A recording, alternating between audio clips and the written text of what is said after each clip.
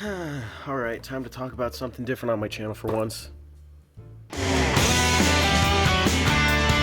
Hello everyone, this is Lincolnus Prime, and today we are taking a look at the best action Fullmetal Alchemist Brotherhood Edward and Alphonse Elric figures. Now, just a little bit of background on Fullmetal Alchemist. It was one of my first animes, and it is by far one of, if not my top favorite anime of all time. And the story is really wholesome too. It's mostly about a little girl and her dog and their journey to have a closer relationship. And obviously the dad wants to do his best to help. I'm just kidding, the story is actually really dark. In all seriousness, the story is about two brothers and their journey to regain their bodies. One day their mother died and they committed the ultimate taboo because of their sadness over her death. This is like the ultimate taboo in all of alchemy. But they decided to try to bring her back with human transmutation. And obviously that did not go well. And due to the laws of equivalent exchange, Alphonse loses his entire body and Edward loses an arm. But Edward, determined to not lose his brother, he also loses a leg to bring back at least his brother's soul. And in this, Edward transmutes his brother's soul into this suit of armor. But the entire time they're looking for something known as the Philosopher's Stone, which theoretically could bring back their bodies. They fight these things known as homunculi, and a lot of things go down, and it's a whole story, and it's a story that I absolutely love. But anyways, back to the figures. I do first want to take a look at Alphonse's box. So this is pretty much the box that we get for these figures. We do get Fullmetal Alchemist Brotherhood on the side. This really nice illustration of Alphonse. Best action, the figure on the inside, Alphonse Elric. A lot of other stuff, Fullmetal Alchemist Brotherhood on the top.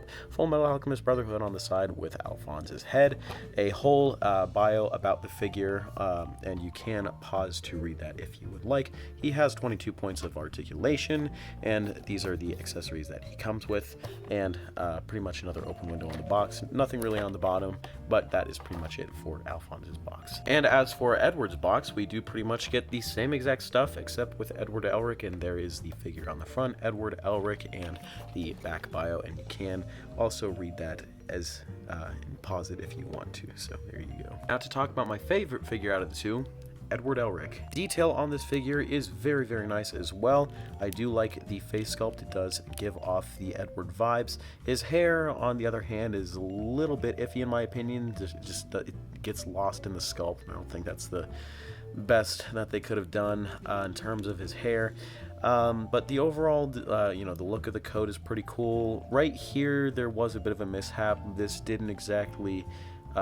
it wasn't applied exactly correctly where the hood lies, so it is kind of missing some detail there, which kind of does suck, but not a huge deal. Overall, the pants are sculpted nicely, the shirt sculpted nicely, the belt is painted very nicely. There's his state certification pocket watch kind of right there.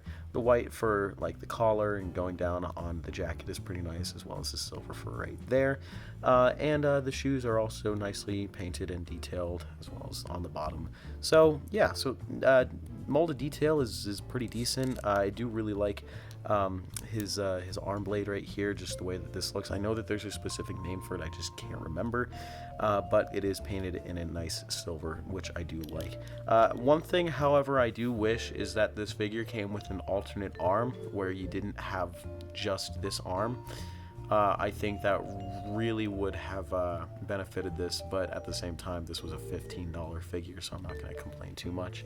But this is at least my favorite figure out of the two. The Edward does come with two accessories as well, only 2 extra hands, and they're both widespread open hands, so that is pretty much about it for Edward. Now, in terms of articulation for the Alphonse figure, we do not have a lot, actually. The head is on a swivel, but my head does not want to stay in position sometimes, and that's really all you can get it to go, which kind of sucks in my opinion.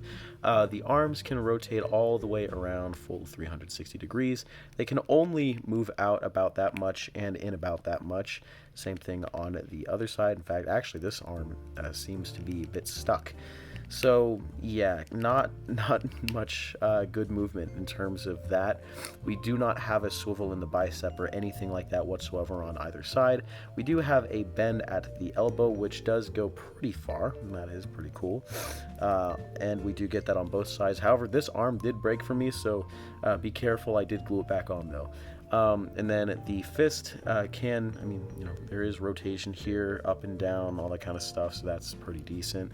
There is an ab crunch, so that does move around. This was stuck for me at first, like that did not want to budge, but I was able to get it unstuck after like a while of just, trying to move it around and stuff. There is also a separate joint in here with a swivel, so you can kind of move the waist around, so that is decently dynamic, but not the greatest. With the legs can move out only about that far and in about that much. They can kick forward. Well, theoretically, they'd be able to kick forward decently, but there's a lot of things going against this. Number one, the way that this is cut, there isn't enough room for it to move as much, and also the tarp is just too solid of plastic for this to move forward any more than about that. So that's kind of about it, and that kind of does suck. The knees, however, do bend very nicely, slightly more than 90-degree bend, and they can kick forward about that much. And then there is a pretty decent pivot in the foot, and it can go down and up just a little bit. So that's pretty much about it for articulation on the Alphonse figure. And yes, you can kind of pose him a little bit, but it's not the best in terms of posing, so that does kind of suck. The Edward figure, however, does not suffer from really any kind of limited movement. He is pretty fluent in articulation. The head is on a ball joint, so it can kind of move a little more freely, and it can go, well, theoretically all the way around, but it's kind of being stopped by certain things. Although he is kind of cursed with having a slight hunchback. No wonder he's so damn short. But the head can't really look up any, or down any for that matter. So there's not really much there. However, we do get a butterfly joint in the shoulder, which is pretty nice. It is a little bit loose. Speaking of loose, the elbow here is kind of loose. Thank God it has a bit of a ratchet joint there. So yeah. Now this arm is a little bit more tight though, so I will say that. But yeah, kind of not, the best in terms of being a solid figure, but it's decent. The arms can move all the way around like so. They can move out that far and in that far, and there's no rotation or anything in the bicep, or no movement there. The fists can rotate and go up and down, so we do have that. In the torso, we do have a diaphragm joint, which is also very loose. He can crunch forward a little bit, crunch back a lot more, which is a little weird. And there is also a swivel right here in this portion of the waist, so that does add for a lot more articulation, though I don't feel it was really needed. But it's good that it's there, I guess. The legs can kick forward about that much, and they can kick back not really at all. I mean, I think that's the farthest you can kick back. They can do the splits very well, but his cloak is kind of stopping him from doing that. There is a thigh swivel right there. There is a double bend at the knee, which is pretty nice. And then we do get a slight up and down at the foot, and a very, very nice pivot. So articulation on Edward here is pretty nice, and it is not as limited as the Alphonse figure. In terms of like switching out the hands, all you really got to do is just take one of the hands, pop it off, take the new hand and just pop that back in, and there you go. So interchanging the hands on these figures is fairly simple. You don't really have to put in much effort to do so, and it is doable, so there you go. And overall, these figures look decent together, although let's just mention the elephant in the room before anyone else does. But Ed is supposed to be shorter than Alphonse. Why is Alphonse small? Now, the reason for this is because the people at Loyal Subjects wants to make their figures, especially these kinds, in the same height, in the same scale, and I don't really like that, because we get stuff like this which is out of scale. So I wish that they didn't do that. and hopefully we can maybe get a proper scale Alphonse in the future. But this is kind of what we're stuck with, and funnily enough, the Edward figure, accounting for his little head antenna, is actually somehow taller than Alphonse. Well, when he's not in a pose, at least. So, yeah, I don't know how you screw that up that much, but, you know, I guess you do. So, now in terms for just a basic display piece, these do look absolutely amazing together. Now, one other thing I should mention is that these figures do hate standing sometimes. You like really have to put in a lot of effort just to make sure they don't topple over. So that's just a bit of a PSA there. And for a quick size comparison, here we have the Best Action Edward and Al figures next to a Bandai Movie Monster Series figure next to Shin Godzilla, a Deluxe Class Bumblebee figure, and my last review, the Transformers Combiner Wars Armada Megatron.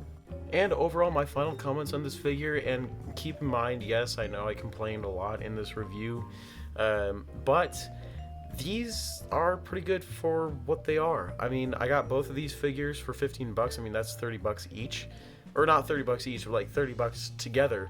So that's really good for these, like less than $20 figures, especially at like a smaller than 6-inch scale, and they do at least come with some kind of accessories. That in my opinion, that's pretty good. And I mean, compared to what other kinds of Full Metal Alchemist figures that we have like on market, considering also the fact that those ones are more so older, they are going to be a lot more expensive, and they were already more expensive to start off with. I mean, we have Reveltech, we have like other kinds of Full Metal Alchemist figures, and all that kind of stuff is expensive.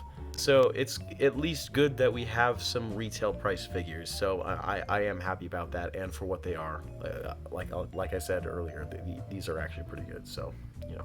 But anyways, guys, that is about it for this review. I hope you all enjoyed. Please like, comment, and subscribe, and I will see you guys in the next video.